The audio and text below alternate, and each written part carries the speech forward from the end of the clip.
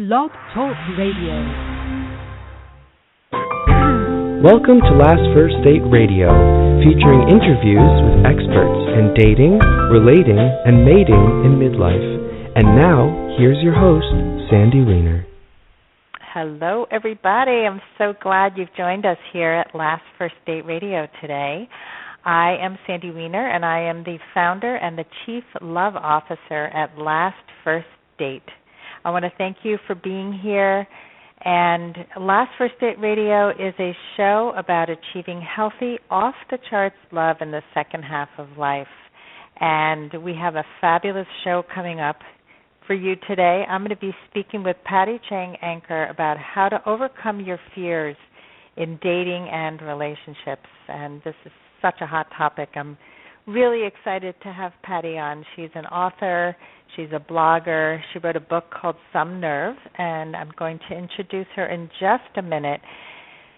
As a dating coach, I specialize in helping women date as the high-value women that they are in every other part of their lives. And I believe that when a woman really knows her true worth, she attracts her most aligned partner. And part of the dating process is also overcoming fears, which we're going to talk about today. We get in our own way, and sometimes we don't even realize it. I would say often we don't realize the things that we say and do that can really sabotage our dating success. And with just a little bit of tweaking, you can really have so much more success. And this is for men and women, even though I generally work with women. I also work with men who are brave enough to come to a dating coach.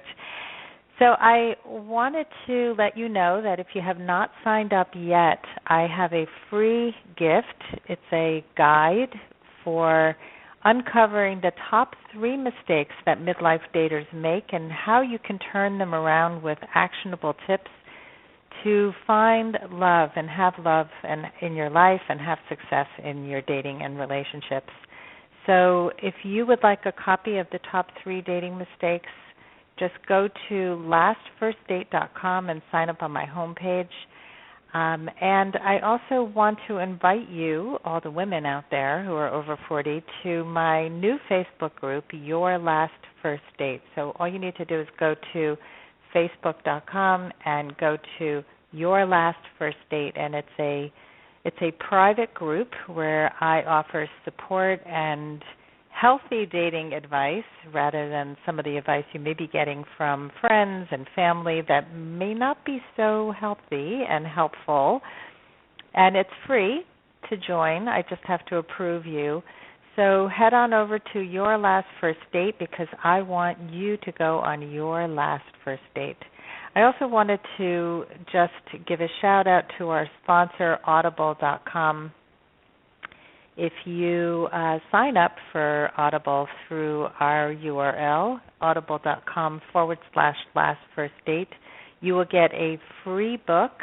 Your first book is free, and you have over 150,000, I think there are over 200,000 books to choose from, and I have a feeling that Chang, Anker's book, Some Nerve, might be available on Audible too. So you get your free book and a free month of Audible if you sign up at audible.com/lastfirstdate. Now it's time to meet Patty. Patty is the author of Some Nerve, Lessons Learned While Becoming Brave, which Oprah.com calls downright inspiring. It was a Books for a Better Life Award finalist.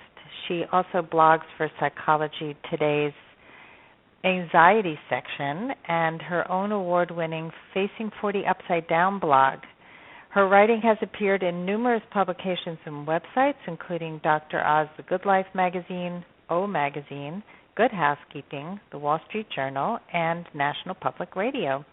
She's a sought-after speaker on the subject of facing fears, and I have to say that I have heard her speak, and she's a fantastic speaker, filled with humor and wisdom. And she recently overcame her own fears of sweating by becoming a triathlete.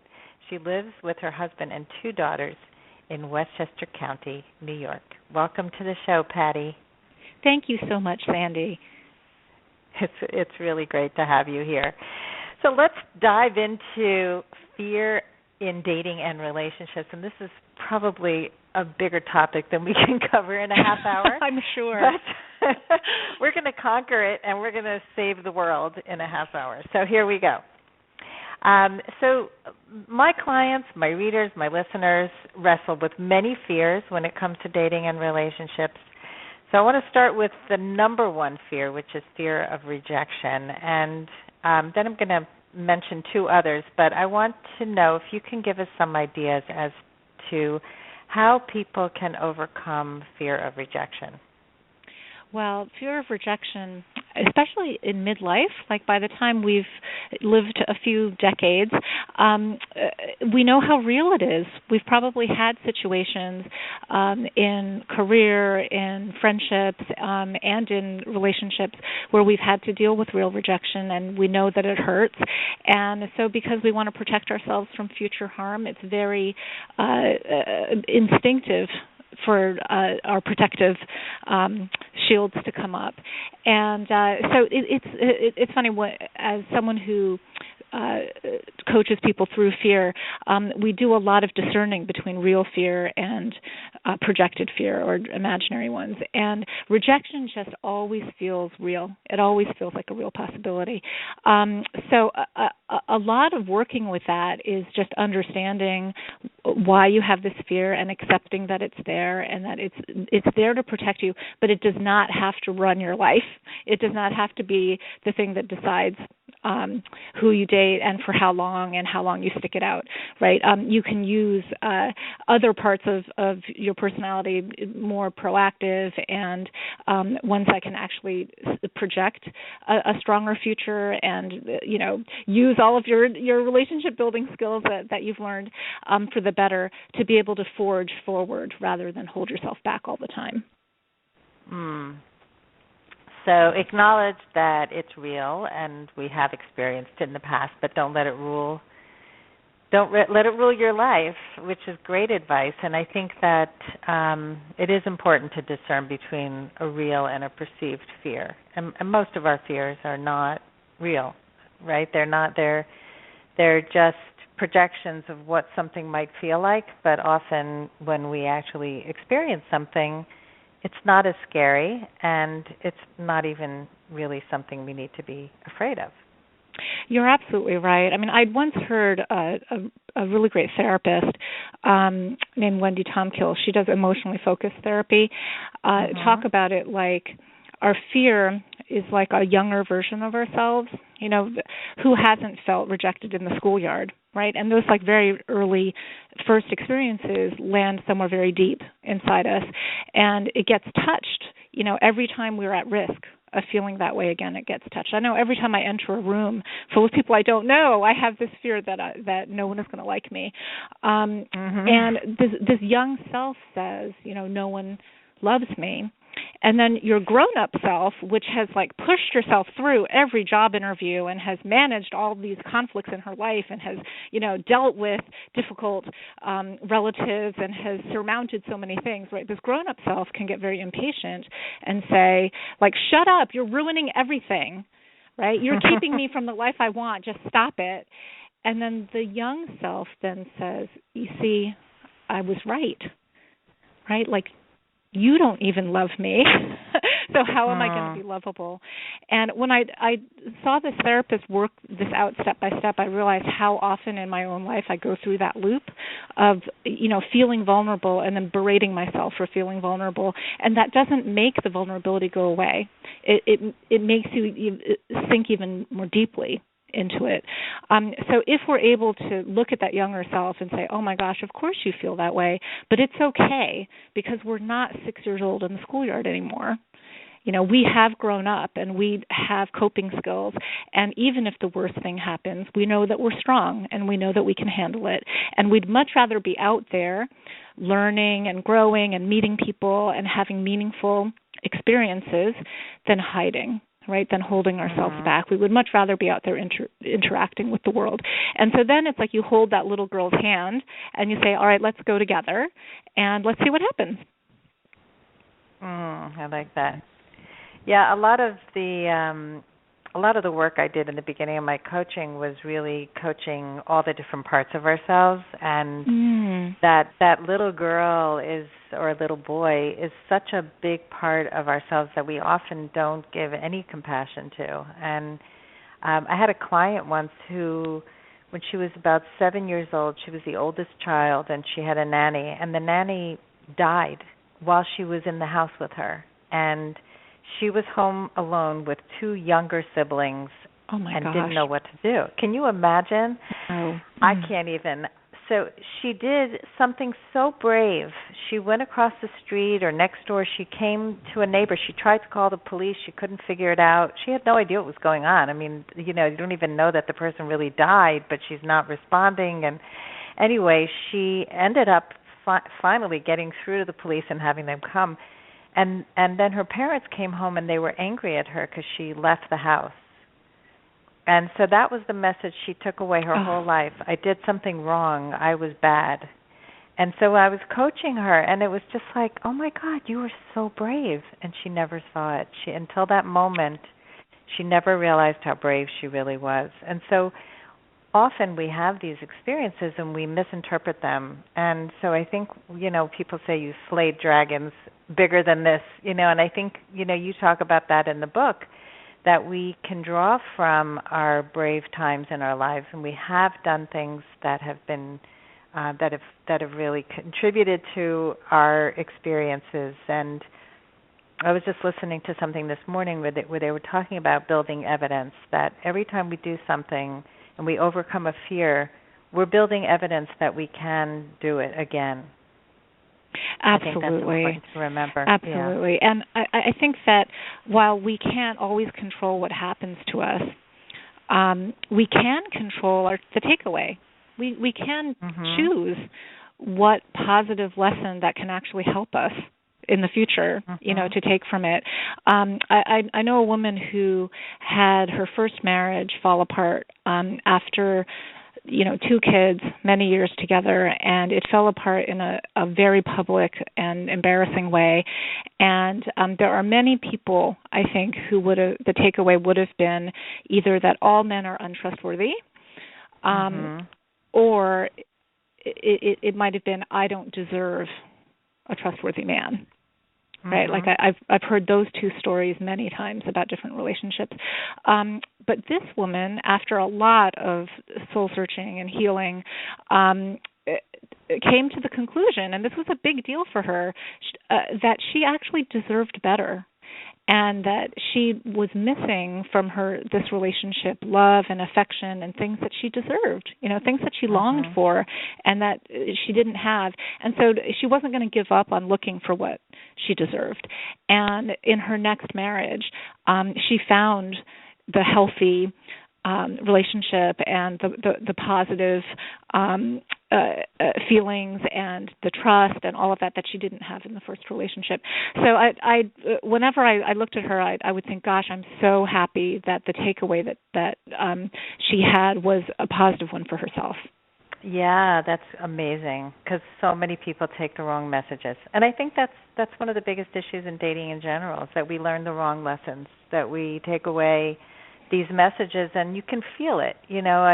My daughter's dating somebody, she's 21, and her boyfriend's underlying message has always been, everyone cheats on me. So, and so they have a great relationship, and she has never cheated on anybody, and she would never cheat on him. But every once in a while, he'll get jealous of some man's attention, and he'll get really pissy, and she'll go, I'm not the one who cheated on you. Like, stop it, because that's really unattractive. And so it's interesting. I mean, even at that young age, he's already got a story playing in his head. And good for your daughter for calling him out on it, like identifying it and saying, this is what this is about, and separate that from the here and now and the real person that you're dealing with right now. Because I think also in midlife, we can get even more stuck in the idea we have of ourselves, and where we say, like, this is just the way I am, and I like athletic men, I don't like nerdy men, or I like going out on the weekends, I don't like staying in. Like we have all of these preferences that we then end up saying, oh, this is just who I am, when in actuality they're preferences. And there's stories that we tell, and there's stories that we reinforce, and that actually we can be a lot more flexible than we think. And if like an ugly fear rears its head, like a fear of betrayal or a fear of abandonment, or these things are real fears, we can acknowledge them and say, okay, this is where that's coming from, but in the here and now, I don't actually have to let that cast a shadow over this. Like I can actually enjoy myself here. Yeah, I think people do get stuck in that, and in that type thing also, and that this is my type, and this is who I am, and I'm never going to change, and just accept me for who I am, and all these statements are so limiting. I mean, I've had clients who say, this is my DNA, this is just who I am, and I go, no, this is how you've been conditioned. It doesn't mean you can't change. Okay, so let's talk about something a little bit different, because we could talk about fears, and there's so many other fears to talk about, but I want to talk about something you talked about in the book, which is clutter. And I think that clutter and dating are very closely related. So how do you think people's emotional relationship to their belongings and their surroundings either help or hinder their ability to find a loving relationship? Oh, such an interesting question. This is such a rich area as well, because I had a terrible problem with clutter. And I always thought that it was just that because I was disorganized. Like I didn't think that it had any emotional component to it. But when I finally worked with a professional organizer who was tuned in to the emotional reasons that people hang on to things, I realized it was all about emotions. I had so many fears around losing what was valuable from the past, and I think that came from being the child of immigrants who had to lose everything over and over again, like through war and immigration. So I felt this need to like hang on to pieces of family history. I also had a fear of the future. Just this feeling that like, what if I never achieved again what I have in the past? So I had all these mementos from my career, from long ago careers, like, I had fax numbers of people who I'm sure no longer have fax machines. Right. And then I also had this this fear, I think, of not doing everything that I, with the good intentions of my heart, intended to do. So it was like this museum of good intentions, of things I was going to fix and things that I was going to repurpose and sweaters that I would eventually finish knitting and things like that, to the point where there was no space for living, because I had so many things that were like monuments to the past and like things that I was building up in case I never did anything of worth or of note again in the future. I'll also say, though, that people who have the opposite issue, where they can't stand clutter and that everything has to be in its place and that things need to be perfectly clear, often there's an emotional component there, too, of feeling like a need for control and a need of knowing where everything is and not having anything lurking in the corners. So, yeah, this terrain is very full of, it's all about our attachments and our desire to be in control. And for me, being overwhelmed by my stuff very much kept me from relating to people, because I was just coping with, stepping over huge piles of things. And my poor husband, like coming in the door after work every day, he felt like he just had to step through a minefield of things in order to get into the house. So it affected the way we lived together. And my ability to face that emotional fear of letting go of the past and trusting that I could create more in my future, and that in empty space, that if I can contain that fear, that's the space of creativity. That's where you can actually have new things happen in your life. And then there's more space to like hang out with your kids and play with them, and to see your husband and to have him actually see you back. A lot of good things can happen when you let go of those attachments. Yeah, totally. And you just reminded me of someone I dated in the beginning of my dating after my divorce. he was a neat freak to the point where his musical collection was alphabetically organized. Just like, it made me crazy. And yet, when it came to organizing his time, he was not so good in terms of efficiency, and that made me crazy. So he was operating from an old computer that took hours to boot up every day, and I had a Mac, which was like immediate, no viruses, turn it on, it works. In fact, I never turn it off pretty much. And he would spend hours waiting for his computer to go on, and I was just like, you work in technology, why are you doing this? It's making me nuts. So it's just interesting how people's lives function, and how they organize themselves around it. And I mean, there's even, people talk about feng shui and how you set up your home for love. And if you're living your life with all your old stuffed animals and you have only one bed table and, your life has no room in it for somebody else, and your closets are completely stuffed with your clothes, then that's also a sign of not being ready, not being open. I mean, there's so many different ways to look at this. So it's just, one thing that Mary Carla Magno said, she was the organizer I worked with, was love things that love you back. Mm-hmm. And I really love that as a mantra for living. Certain objects, sentimental value, like photographs or books that you really enjoyed and that you're going to read again, certain things she would say absolutely hold on to them and like give them a place of honor in your house so that when you see them you're uplifted, and if they're talking points for when people come and they can get to know you better, and there are wonderful stories around them, yes, definitely keep some of that, but don't keep so much of it that like you can't even see it, right? When I was clearing the clutter, we found all of these really old photographs that grandparents had taken that really were special, but they were all crammed into a corner and like dusty and torn, and they were buried underneath garbage, basically. I mean, things that we really didn't need at all. So part of the clearing process, I think, is just discerning what really does give you life, what fuels you, and what's holding you back. No, I love it. And I think you can say that about old relationships, too. A lot of people have collect old boyfriends and old girlfriends and never let anybody go. And I think that's clutter, too. It's like, to me, I'm done. Like, very rarely will I keep somebody in my life just because we've had a connection in the past. If it's not working, it feels like clutter. And you got to clear the way for the right person to come into your life. So yeah, get rid of the clutter. Love things that love you back, and love people that love you back too, because I think you can say that of your friends. People have people in their lives that don't love them back, and that's no fun either. So let's talk about something I love, which is the Greek chorus of perpetual doubt. Oh, yes. Do you have one too? Oh, yes. Mine is not a Chinese mother, but she could be my mother. She could be. I don't actually think she's my mother. She's definitely a judge. She's judging, and she's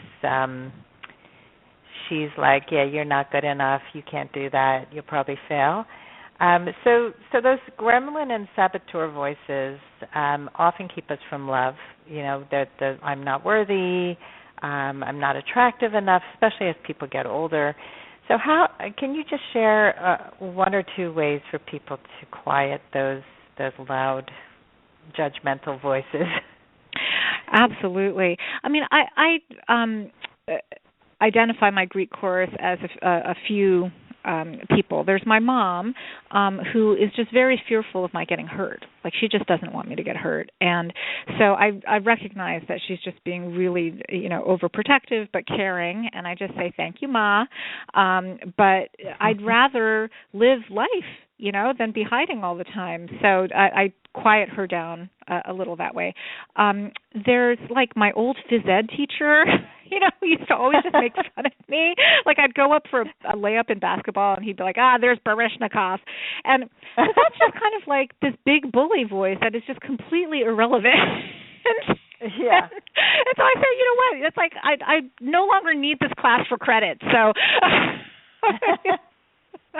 you can just stop now.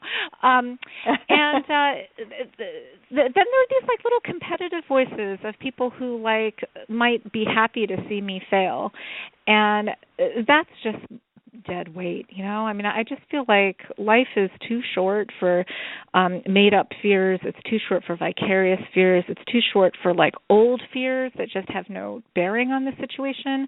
I sort of imagine this little, the Greek chorus that's in the movie Babe, where there are all these tiny little mice, and they're just like, bah, bah, bah, bah, bah, you know, doom is going to come tomorrow. And, like, if you can imagine shrinking those negative voices down, then you can just kind of move on with your life. Another image I love is of a yapping puppy. You know, like we got a puppy this last spring, and she barks at everything, and like morning till night she's trying to save me from the black squirrel in the tree and from the UPS delivery man and from the crossing guard, and she's like, heavens, you know, the school bus is coming is like the end of the world. And being able to pat the dog and just say, there, it's okay, it's all right, you know, I don't need you on this high and alert right now.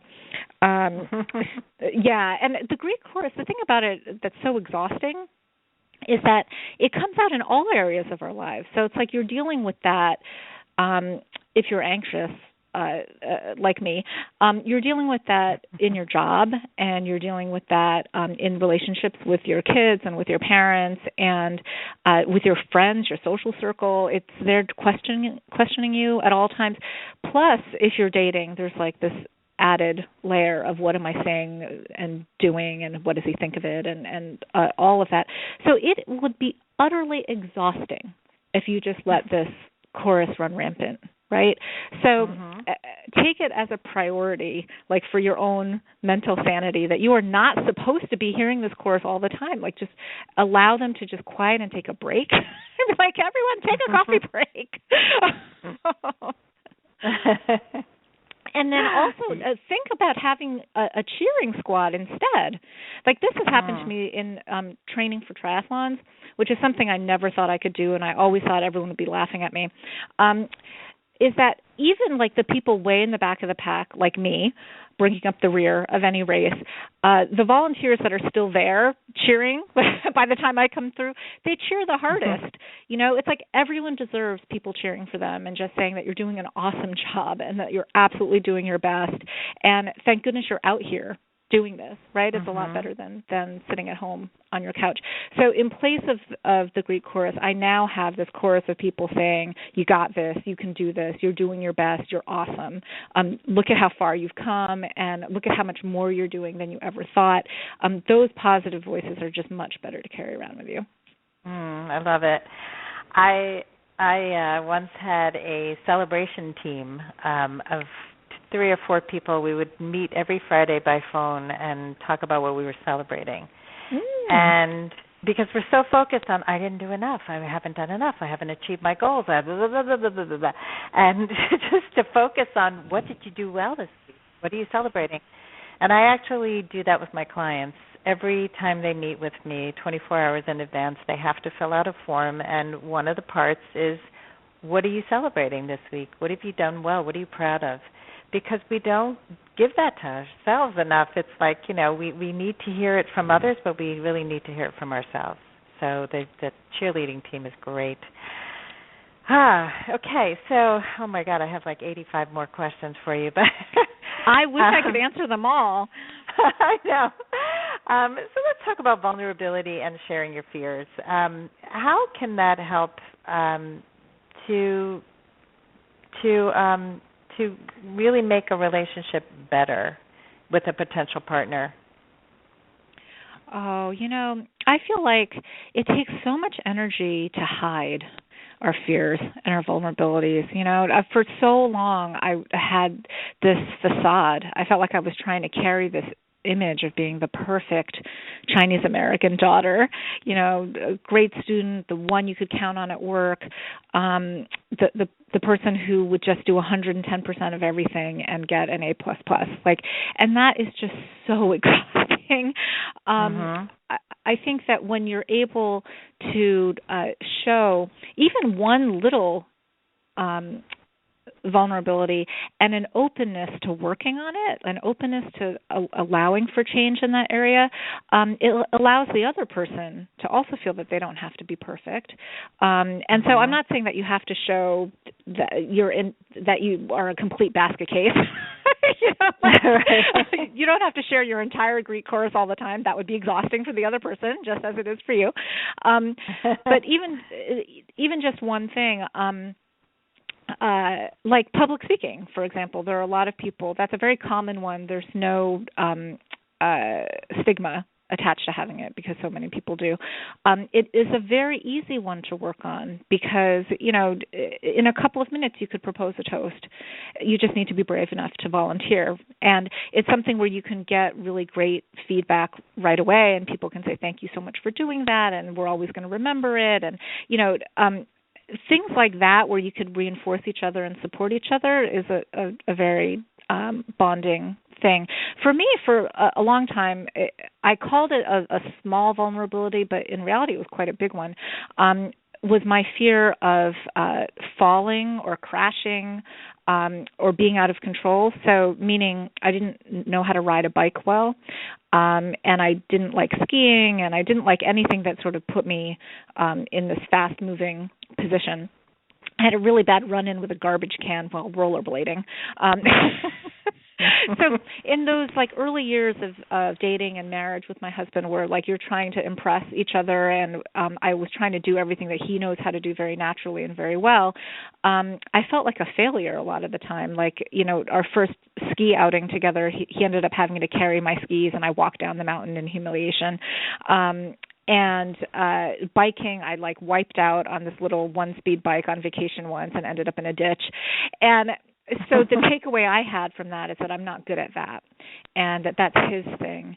And what that ended up doing was it put this rift in our relationship for over a decade, where he was never able to enjoy the things that he really loves with me and our kids because I was saying I'm no good at that.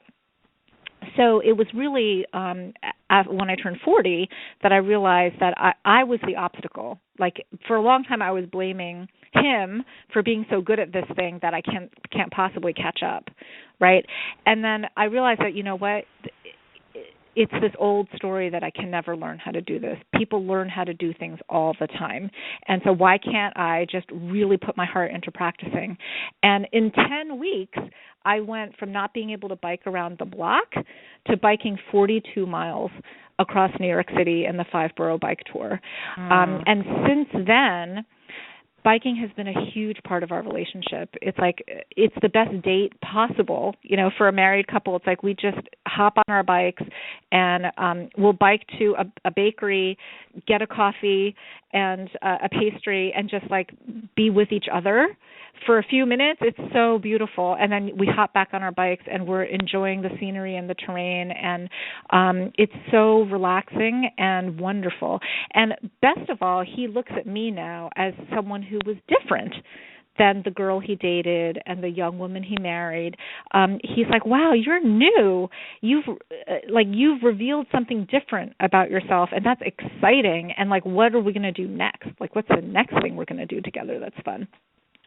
And that's the key to a long marriage, to a long, happy marriage, not just a long marriage, because there's a lot of those that are not so happy, but really keeping it exciting, keeping it new, and taking risks like you did. Wow. I mean, I was so impressed by every single risk that you took, because I know how scary it is. I also did the 5-borough bike tour several times, and it's so fantastic. And I did it at a time when biking for me was no big deal. That was not a fear of mine. I was biking everywhere. I was biking to work. I lived in the city. In fact, I didn't even warm up for it. I could not do it today. If you paid me, it would take me a long time to get to that point.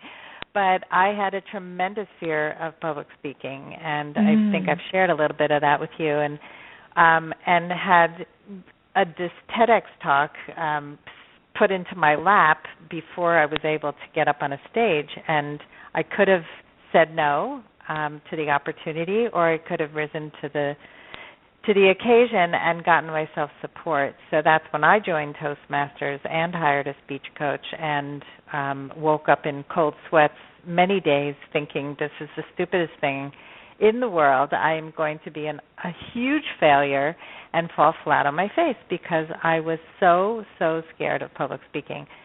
But doing that was such a great experience for me because I learned that I could. I learned that I could set a huge goal, and that was so beyond anything that I had ever accomplished, and feel that feeling of success when it was done. And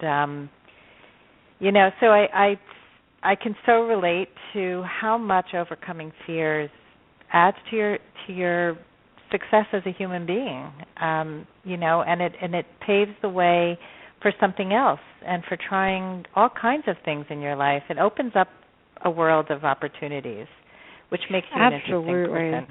Yeah. Yeah, so in your relationship or just for yourself, the idea of facing fears and trying new things and growing, and keeping life interesting for yourself, like that is the most important reason to do it anyway. And then the ripple effects will go to every relationship that you have, because it's like when you're changing and growing, the people around you are certainly going to notice.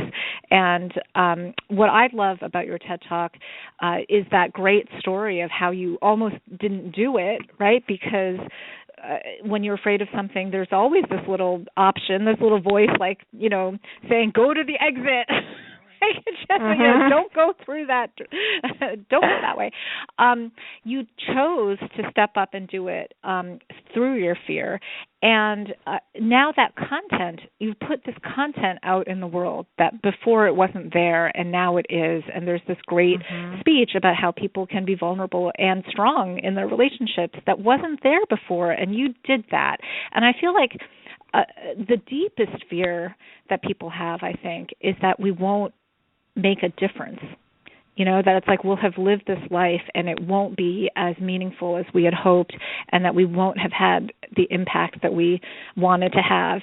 And what keeps us from those things is our fear, is our lack of doing. And so every time you step up and you do it, you put something out into the universe, this creative force that will touch other people and will change other people's lives. That's not something you're ever going to regret.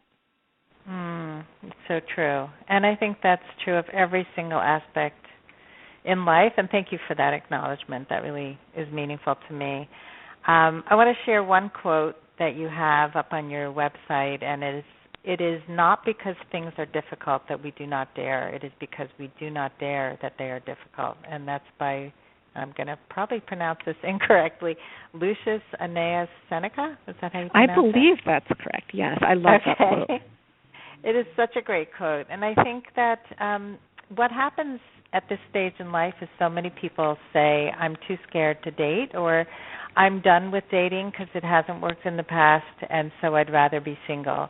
And what really breaks my heart is that they have now shut themselves off from experiencing one of the most amazing feelings that you can ever experience, and that is to find a true loving relationship. And it's just about, if you shut it off, you will never experience it. And yes, there's pain, yes, there's heartache, yes, there's a whole bunch of feelings that can happen when you put yourself out there and you're vulnerable. But there's also the possibility of love, and that is so worth risking, in my opinion. So thank you so much for coming on the show today, Patty. Again, I could talk to you for a really long time, and maybe I'll have you back. And tell everybody how they can find you and how they can buy your book. Oh, thank you. I loved being here. And if anyone has follow-up questions, please feel free to contact me through my website. It's just my full name, so that's PattyChanganker, Patty Chang Anker, .com. And my book is called Some Nerve, Lessons Learned While Becoming Brave, and it's available in paperback, hardcover, ebook, and audio, wherever books are sold. Great. Well, thank you so much, and have a very happy holidays. And thanks to everybody for listening today, and happy holidays to all of you, and I hope that everybody goes on their last first date very soon. Have a great day.